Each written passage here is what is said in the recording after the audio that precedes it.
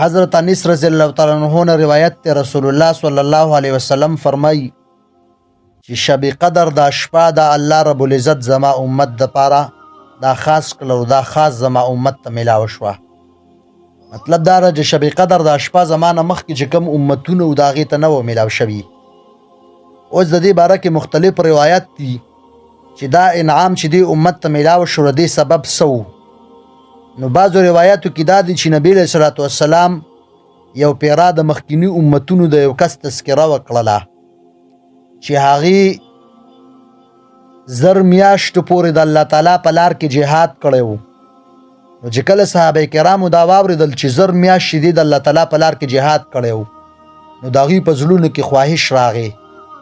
خو په زړه کې خواهش راغی، بیا یې وویل چې یا رسول الله صلی الله علیه وسلم زمونږ عمر خو دومره دی، نو زمونږ خو 50-60 کاله عمر دی، او په دې 50-60 کاله کې ابتدایي 10-15 کاله، نو دونه خو زمونږ عمر دی، نو موږ به څه کوو؟ او بعض روایاتو کې دا هم دي چې نبی علیه الصلاة والسلام د بني اسرائیلو د 4 انبیاء کرامو تذکره وکړله.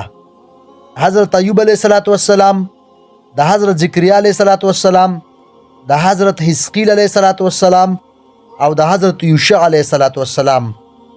نبی علیه الصلاة والسلام د دې انبیاء کرامو تذکره وکړل چې دوی 80 کالو پورې د الله تعالی عبادت کړی دی، او 80 کالو کې دوی د الله تعالی په عبادت کې مشغول وو. په دې 80 کالو کې دوی معمولی غونډه کې شرک او بدعت او نافرمانی نه ده کړې.